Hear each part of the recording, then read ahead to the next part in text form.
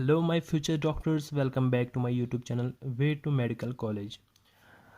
Today, we are discussing about the most important topic: fission of a covalent bond. Fission of a covalent bond. तो fission of a covalent bond that is break down of bond जब होता है break down of covalent bond वो two method से होता है, या तो हो जाता है होमोलिटिक और सिमेट्रिक फिशन, या तो हो जाता है बाय हेटेरोलिटिक और अनसिमेट्रिक फिशन. तो let us first discuss about the homolytic या सिमेट्रिक फिशन. तो इसमें क्या होता है, अगर हमारे पास टू एटम्स है एंड बी ए इनके बीच में बॉन्ड है कोवलेंट बॉन्ड, तो ये इस कोवलेंट बॉन्ड से आपस में जुड़े हुए हैं. तो ये होमोलिटिक फिशन में क्या होता है, होमोलिटिक फिशन में ये जो ये मतलब अपना इसमें शेयरिंग ऑफ इलेक्ट्रॉन्स होते हैं ना, ए ने एक इलेक्ट्रॉन दिया, बी ने दूसरा इलेक्ट्रॉन, तो आपस में बॉन्ड बना दिया उन्होंने. तो जब होमोलिटिक फिशन होता है तो ये ए अपना इलेक्ट्रॉन वापस लेता है, बी अपना इलेक्ट्रॉन वापस होता है, इक्वली सिमेट्रिक फिशन हो जाता है. तो ब्रेक डाउन इक्वल हो जाते हैं, तो इसमें बन जाते हैं हमारे free radical. A and B बने मतलब दो फ्री रेडिकल बन जाते हैं हमें इसमें होमोलिटिक या सिमेट्रिक फिशन में. तो देखेंगे it gives rise to the formation of free radicals या न्यूट्रल स्पीशीज और पैरामैग्नेटिक स्पीशीज. जब होमोलिटिक फिशन से कोई बॉन्ड ब्रेक डाउन हो जाता है तो उसमें फ्री रेडिकल बन जाते हैं या फ्री न्यूट्रल स्पीशीज भी बन जाते हैं, और ये पैरामैग्नेटिक होता है, पैरामैग्नेटिक स्पीशीज बन जाते हैं इसमें. पैरामैग्नेटिक मतलब सिंगल इलेक्ट्रॉन आता है इसमें. तो उसके बाद कौन सा सॉल्वेंट होना चाहिए जिसमें ये रिएक्शन हो जाएगी, favoured by non polar solvents. उसके लिए हमें नॉन पोलर सॉल्वेंट होना चाहिए, नॉन पोलर सॉल्वेंट. तो वाटर हम नहीं ले सकते कि वाटर पोलर सॉल्वेंट है, नॉन पोलर सॉल्वेंट होना चाहिए. तो इसके लिए मैंने एक ट्रिक बनाई है, helper, HELPER, helper. H means H for heat. जब भी आपको मतलब अगर आपके पास है फॉर एग्जांपल A B, तो अगर इसको यहाँ पे बोले जाएगा, इसको हीट दिया, हीट या मतलब हेल्पर, यहाँ पे अगर आपको हेल्पर HELPER हेल्पर, जब भी यहाँ पे हेल्पर आप यूज़ करोगे तो होमोलिटिक फिशन हो जाएगा या सिमेट्रिक फिशन हो जाएगा, तो फ्री रेडिकल बन जाएंगे. तो H से क्या है, H फॉर हीट जब temperature greater than 500 degree Celsius होगा, E for energy, L for light यानी यूवी लाइट, जब भी यूवी लाइट आप यूज़ करोगे तो होमोलिटिक फिशन हो जाएगा. P फॉर पेरोक्साइड, जब भी आप पेरोक्साइड इसका यूज़ करोगे, चाहे हाइड्रोजन पेरोक्साइड या कोई भी पेरोक्साइड आप लोगे, तो वहाँ पे भी होमोलिटिक फिशन हो जाएगा.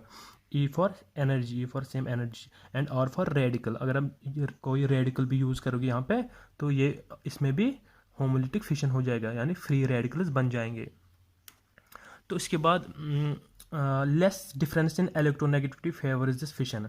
तो अगर हमारे पास ये दो है ए एंड बी, तो इन दोनों के बीच में इलेक्ट्रोनेगेटिविटी डिफरेंस कम होना चाहिए, यानी सेम इलेक्ट्रोनेगेटिविटी होनी चाहिए, क्योंकि अगर डिफरेंस ज़्यादा होगी फिर तो उसमें दूसरा हेटेरोलिटिक फिशन हो जाएगा, वो हम अभी इसके बाद देखेंगे. तो इलेक्ट्रोनेगेटिविटी डिफरेंस कम होनी चाहिए, यानी ए और बी के बीच में जो इलेक्ट्रोनेगेटिविटी है वो सेम होनी चाहिए, मतलब उतनी डिफरेंस नहीं होनी चाहिए. उसके बाद रिएक्शंस, ये इंपॉर्टेंट है, reactions which occur through homolytic fission are called non polar और होमोपोलर और फ्री रेडिकल रिएक्शंस. जो भी रिएक्शंस होमोलिटिक या सिमेट्रिक फिशन से होंगे, डेट इज जब हम इन चीज़ों हेल्पर का यूज़ करेंगे तो फिर होमोलिटिक फिशन हो जाएगा, फ्री रेडिकल बन जाएंगे. तो उन रिएक्शनों को क्या बोलते हैं, नॉन पोलर, होमोपोलर या free radical reactions. Let's now start about heterolytic और अनसिमेट्रिक फिशन. हेटेरोलिटिक और अनसिमेट्रिक फिशन में क्या होता है, अगर हमारे पास टू एटम्स है A and B bonded by covalently, तो इसमें क्या होता है, इसमें दोनों की इलेक्ट्रोनेगेटिविटी सेम नहीं होती है. पहले क्या हमने देखा, हमने होमोलिटिक फिशन में देखा इलेक्ट्रोनेगेटिविटी डिफरेंस कम होती है, लेकिन इसमें इलेक्ट्रोनेगेटिविटी डिफरेंस ज़्यादा होती है. जब इलेक्ट्रोनेगेटिविटी डिफरेंस ज़्यादा होती है तो इसमें फॉर एग्जाम्पल इसमें बी की इलेक्ट्रोनेगेटिविटी ज़्यादा है, इसलिए बी इलेक्ट्रॉन पेयर को अपने ऊपर खींच रहा है, अपने टुवर्ड्स बी की तरफ जाता है इलेक्ट्रॉन पेयर. तो बी में डेल नेगेटिव आएगा, ए पे डेल पॉजिटिव. तो इसमें हमें क्या बन जाता है, हेटेरोलिटिक फिशन में हमें बन जाते हैं ions. It gives formation of ions, चाहे एंड कैटायन्स एंड एनाइनस, इसमें कैटाइन और एनाइन बन जाता है, क्योंकि बी पे बी इलेक्ट्रॉन पेयर को अपनी तरफ खींचता है, तो बी पे डेल नेगेटिव आएगा, डेट इज बी नेगेटिव माने एनाइन, ये कैटाइन। तो हेटेरोलिटिक फिशन में हमें आयनस बन जाते हैं, कैटाइनस और एनाइनस। तो इसके लिए क्या होना चाहिए, फेवर्ड बाय पोलर सॉल्वेंट्स। इसमें उसमें क्या था, अगर होमोलिटिक फिशन की बात करेंगे उसमें favoured by non polar solvents, इसमें favoured by polar solvents, that इसमें वाटर में भी ये होता है ये reaction.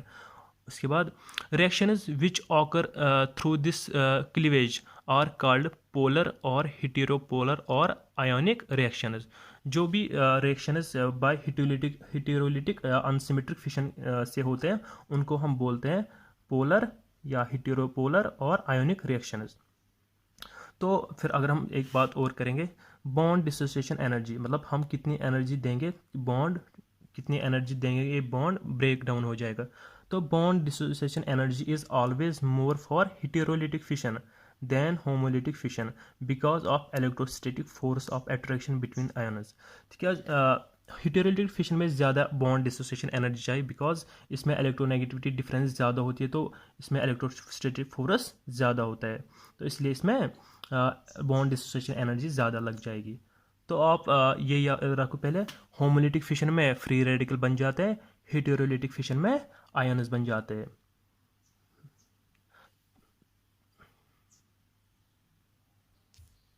Hope guys you like the video. Please subscribe my channel. Thank you.